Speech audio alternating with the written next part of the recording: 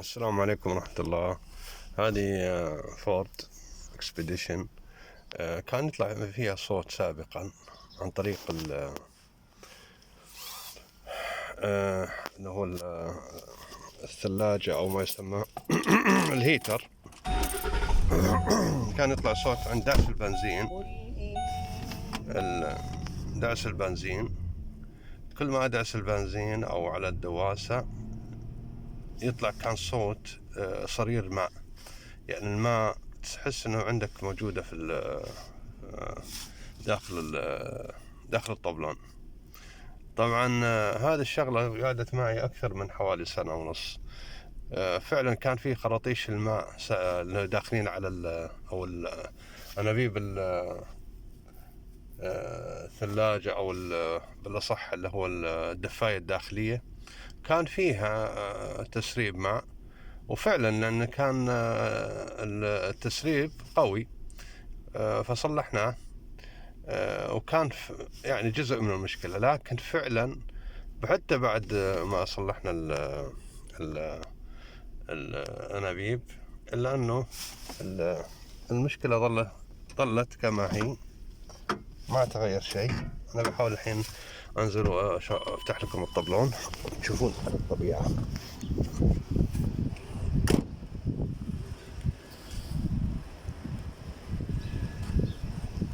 يلا الحين نشوف الطبيعة.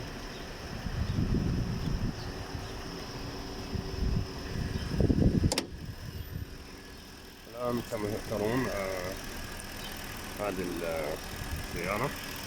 شوف هذا اللي هي غيرنا، هذه اللي هو اللي جاي من داخل على الدفاية، وغيرناها والحمد لله. طبعا كان سابقا لأنه مفتوح من هنا، فكان لو عند برود السيارة تسحب الماء يدخل داخل، فينكمش الماء وتسحب الهواء في المنطقة هذه. لكن بعد تصليحها ظلت المشكلة موجودة والصوت موجود، لم يتغير شيء. دب القربة كما ترون تقريبا على وضعها. لكن وين كانت المشكلة فعلا؟ بعد سنة ونص اكتشفت في مشكلة في السيارة. راح أجيب لكم سبب المشكلة وترونه بنفسكم.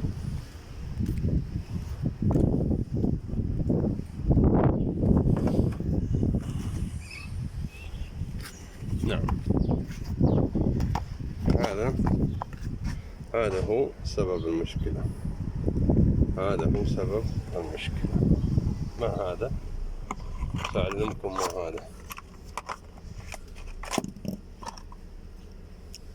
سبب المشكلة. هذا هو سبب المشكلة اللي كان السبب في عملية سماع صوت صرير ماء داخل الثلاجة أو داخل الطبلون. وكما ترون نحن نتكلم على هذا اللي هو قطع الراديتر. طبعا قوة الضغط حقه تقريبا 1.1 من الضغط الجوي، أو بالأصح 16 باوند. وهذا هو السبب الأساسي. طبعا هذا بضيفته كيف؟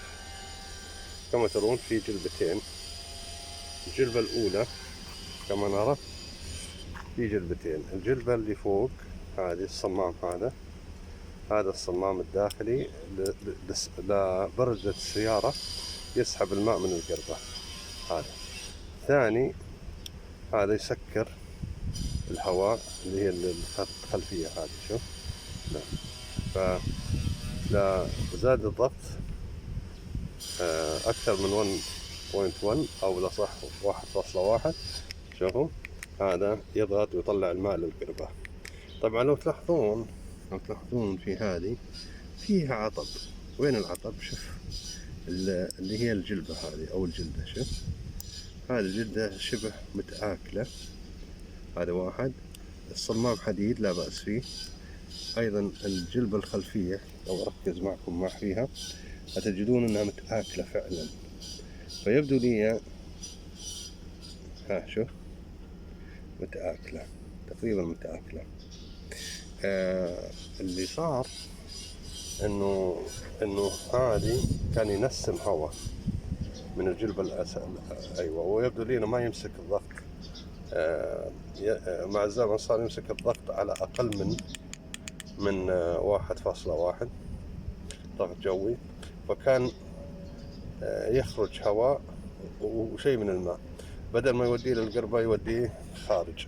طبعا ما كانت تنقص السيارة ماء، لكن الهواء بعد ما تبرد السيارة تنكمش الهواء اللي داخل ويسحب هواء داخلي، وهذا الهواء يروح إلى الدفاية الداخلية ويظل في السيارة. كل ما أدعس بنزين أو أدعس على قواص البنزين يزداد عندي صوت الماء داخل الطبلون.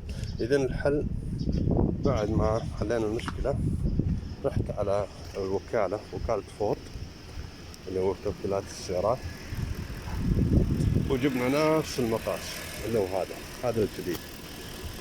هذا الجديد تقريبا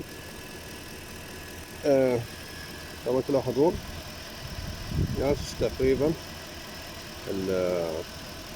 اللي هو 16 باوند أو 1.1، نفس القوة اللي كانت مفترض عليها. كما نلاحظ هكذا حلينا المشكلة والحمد لله.